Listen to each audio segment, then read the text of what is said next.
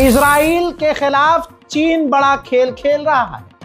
ये बात मैं नहीं, ये रही इजराइल की रिपोर्ट, जिस रिपोर्ट को जारी किया है जेविश पीपल पॉलिसी इंस्टीट्यूट ने।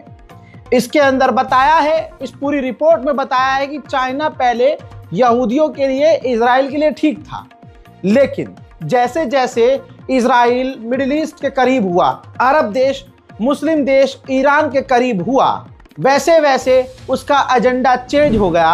अब चाइना के लोग इजराइल को पसंद नहीं करते हैं। चाइना के लोग यहूदियों से अब नफरत करने लगे हैं। चाइना अब हर तरह से मुस्लिम देशों का साथ देता है और यहूदियों के खिलाफ रहता है। हजरत, इथियोपिया का जिगरा देखिए। सलाम करता हूं इथियोपिया के राष्ट्रपति को। भाई, इजराइल का राष्ट्रपति इथियोपिया गया, इजराइल का राष्ट्रपति और इथियोपिया मिल रहे थे, साथ में थे।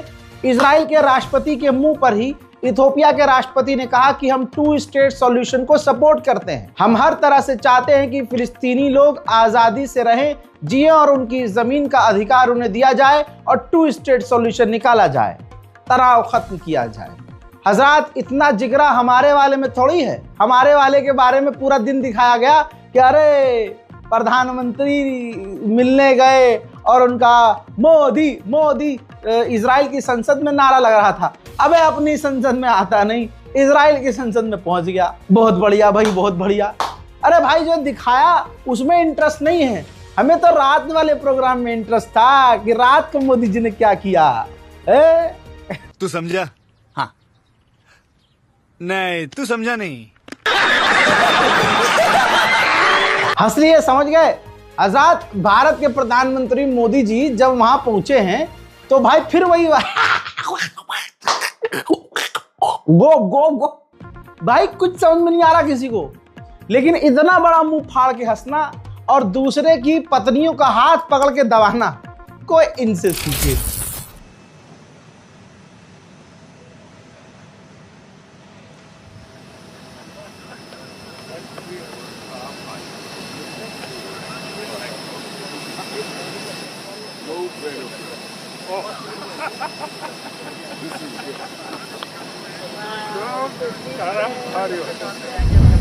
मोदी जी ने पार्लियामेंट में एक बहुत बड़ी बात कही। इजराइल की पार्लियामेंट में कहा कि मैं उसी दिन भी पैदा हुआ जिस दिन इजराइल को मान्यता दी गई। सुनिए। I was born on the same day that India formally recognized Israel, September 17, 1950. सुना? मैं उसी दिन पैदा हुआ जिस दिन इजराइल को मान्यता दी गई। अब मैं ये सोच रहा हूं कि अगर इजराइल को उस दिन मान्यता नहीं दी जाती तो पूरी दुनिया एक एक आदमी से बच जाती। तो मोदी जी पैदा नहीं होते क्या? अरे मोदी जी, कुछ तो सोच के बोलो। मैं उस दिन पैदा हुआ जिस दिन इजराइल को मान्यता दी गई।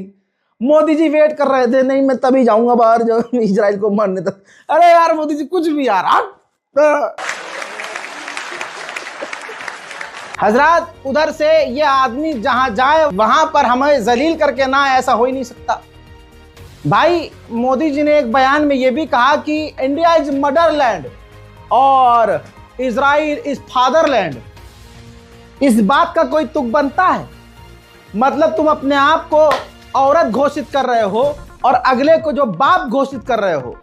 और यही बात जब पाकिस्तान कहता है कि तुम बाप अगर हो तो भारत को माता क्यों कहते हो? जब हमसे मैच होता है तो कहते हो कि हम पाकिस्तान के बाप हैं, और जब बात आती है मुल्क की तो अपने मुल्क की बात करते हो तो कहते हो भारत माता है। तो इन्होंने वहां भी जाकर खुद को औरत घोषित किया, भारत को जो बता दिया कि मदरलैंड और उनको बता दिया फादरलैंड। अब मुझे समझाने की जरूरत है? गोप गोप गोप कौन करेगा?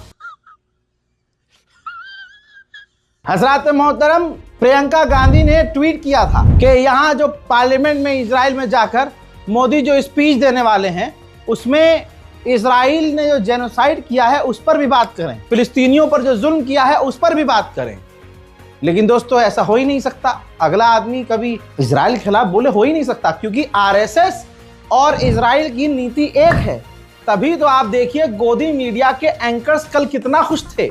ऐसा लग रहा था कि मतलब मोदी जी इनकी अम्मा के घर गए हैं, इनके अम्मा अब्बा के, इनके मायके गए हैं, इतना खुश, जबरदस्ती खुश। ना कोई डील हुई, ना भारत का कोई फायदा हुआ। और ससुरों ने रात का प्रोग्राम नहीं बताया कि मोदी जी ने रात में क्या किया इजराइल में। हजरत नेतन्याहू को खुद इजराइल के मेंबर ऑफ पार्लियामेंट पसंद नहीं करते। जब मोदी जी वहां पहुंचे हैं तो रिपोर्ट यह भी है कि पार्लियामेंट में मोदी जब स्पीच दे रहे थे तो नेतन्याहू के विरोध में मोदी जी की स्पीच का भी विरोध किया और कई सारे मेंबर ऑफ पार्लियामेंट बाहर चले गए। हजरत एक स्पेशल चीज ये भी थी कि खुद नेतन्याहू ने इंडियन ड्रेस पहनी हुई थी।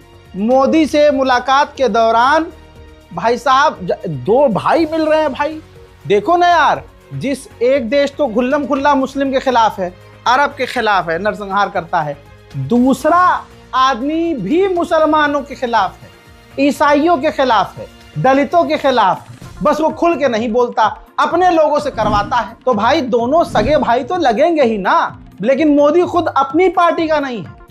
मोदी जी और ये बीजेपी खुद अपनों के सगे नहीं है। भाई अटल बिहारी वाजपेयी को ये लोग भूल गए। अटल बिहारी वाजपेयी ने खुद अपने मुंह से कहा था कि ये यहूदियों ने फिलिस्तीनियों की अरब की जमीन पर कब्जा किया हुआ है, इनको फिलिस्तीनियों की जमीन छोड़कर जाना होगा। आज खुद के पूर्व प्रधानमंत्री, एक दिग्गज लीडर के ये खुद के खिलाफ, ये खुद उनके सगे नहीं हुए, ये किसके सगे होंगे? एक गलतफहमी पैदा की जा रही है। ये कहा जा रहा है जनता पार्टी की सरकार बन गई, वो अरबों का साथ नहीं देगी, इजराइल का साथ देगी। आदरणीय मोरारजी भाई इस स्थिति को स्पष्ट कर चुके हैं। गलतफहमी को दूर करने के लिए मैं कहना चाहता हूं कि हम हर एक प्रश्न को गुण और अवगुण के आधार पर देखेंगे, लेकिन मध्य पूर्व के बारे में यह स्थिति साफ है कि अरबों की जिस जमीन पर इजराइल कब्जा करके बैठा है वो जमीन उसको खाली करना होगी। आक्रमणकारी आक्रमण के फलों का उपभोग करे, यह हमें अपने संबंध में स्वीकार नहीं है। तो जो नियम हम पर लागू है वो औरों पर भी लागू होगा। अरबों की जमीन खाली होना चाहिए। जो फिलिस्तीन है, उनके जो फिलिस्तीनी हैं, उनके उचित अधिकारों की प्रस्थापना होना चाहिए। मोहतरम हजरात, ये आदमी चापलूस, ये मोदी जी इतने चापलूस हैं कि अपने फायदे के लिए कुछ भी कर सकते हैं। जाहिर सी बात है, इजराइल खुश होगा तो इजराइल इनको अच्छे अच्छे जासूसी सॉफ्टवेयर देगा। इजराइल की गवर्नमेंट की वजह से अरबों की सरकारें टिकी हुई हैं। तो मोदी को पता है कि अब तो पूरा नंगा हो गया है बीजेपी।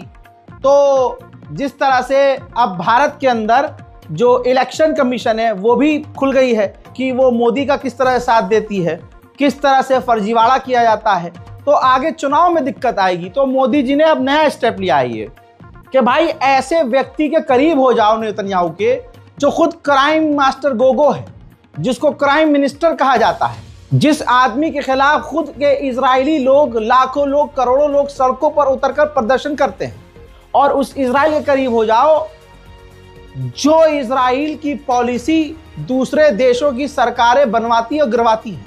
तो जब उसकी चापलूसी करेंगे तो भारत में लंबे समय तक के लिए मोदी प्रधानमंत्री रहेंगे।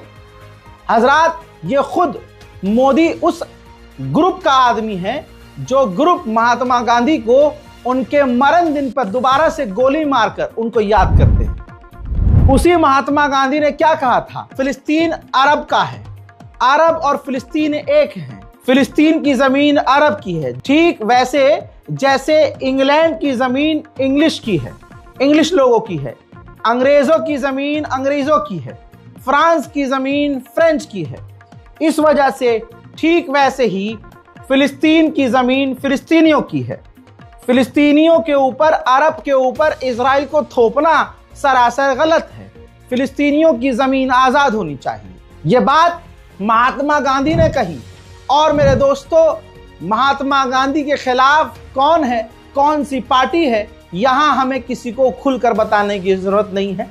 ये दुनिया जानती है। इजराइल के डिफेंस मिनिस्टर ने ऐलान किया कि हम परमानेंट गाजा, सीरिया और लेबनान में रहेंगे, हम बाहर कभी नहीं निकलेंगे, न पीछे हटेंगे। इजराइल ने जो वेस्ट बैंक पर कब्जे का ऐलान कर दिया है, इस पर तुर्की ने सिर्फ निंदा की है, और निंदा करने के अलावा तुर्की कुछ उखाड़ भी नहीं सकता। चलिए, आप देखना नहीं चाहते लेकिन मैं दिखाऊंगा। गाजा के हालात देख लीजिए, बाढ़ का माहौल है। एक तो बेचारे फिलिस्तीन गाजा के लोग घायल, बीमार, अपाई हो चुके हैं।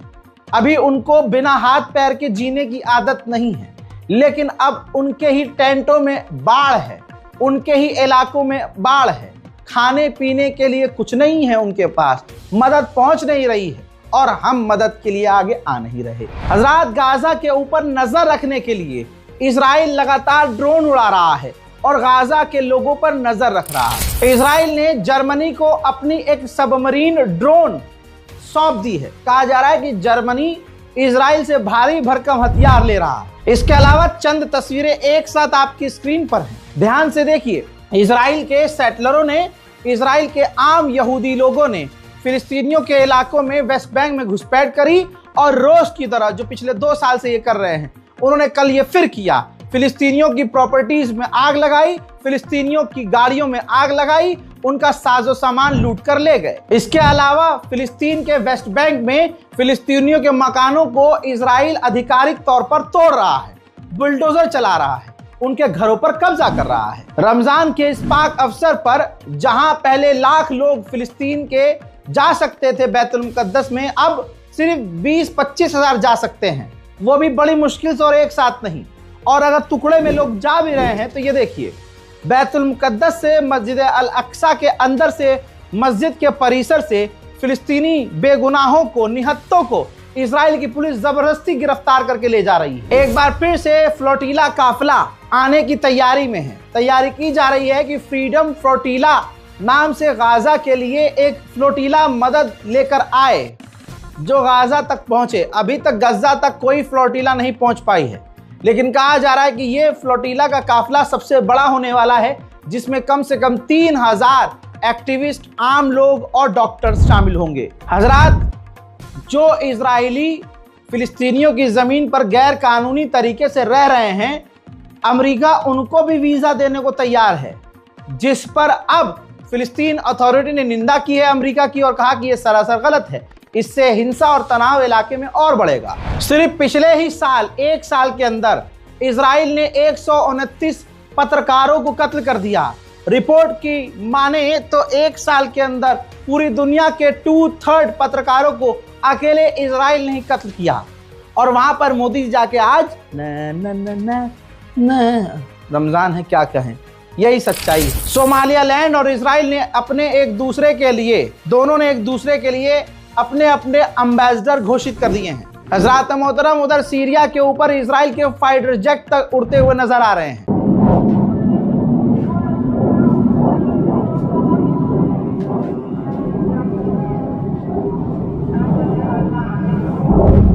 हजरात मोहतरम, गाजा और फिलिस्तीन की मदद के लिए अब आगे आ नहीं सकते, ना आ रहे हैं। जैसे हम पहले पिछले साल तक मदद भेज पा रहे थे, अब वैसे नहीं भेज पा रहे हैं, क्योंकि सब ठंडे पड़ चुके हैं। सबको आदत हो गई है गाजा फिलिस्तीन के कटे पटे लोगों को देखने की, लेकिन कभी अपने आप को रखकर देखिए, तब आपको एहसास होगा।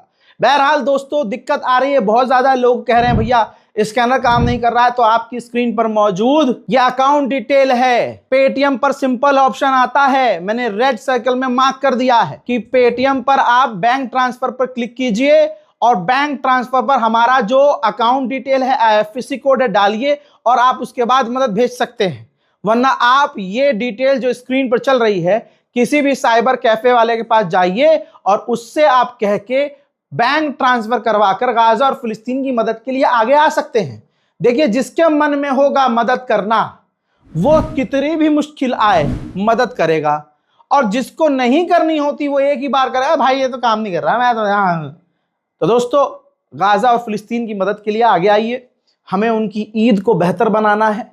और देखिए, हमारे गुनाह खुद इतने हैं कि हम क्या ही कुछ करेंगे। हाँ, ये हो सकता है सवाब पता नहीं मिले ना मिले, अल्लाह कबूल करे ना करे, लेकिन कम से कम हम कोशिश तो करें कि गाजा के भूखे लोगों के दहाने तक हमारे जो पैसे हैं, हमारा 4 रुपया भी अगर है तो उसकी कंट्रीब्यूशन से उनके दहानों तक, एक निवाला तक तो पहुंच जाए।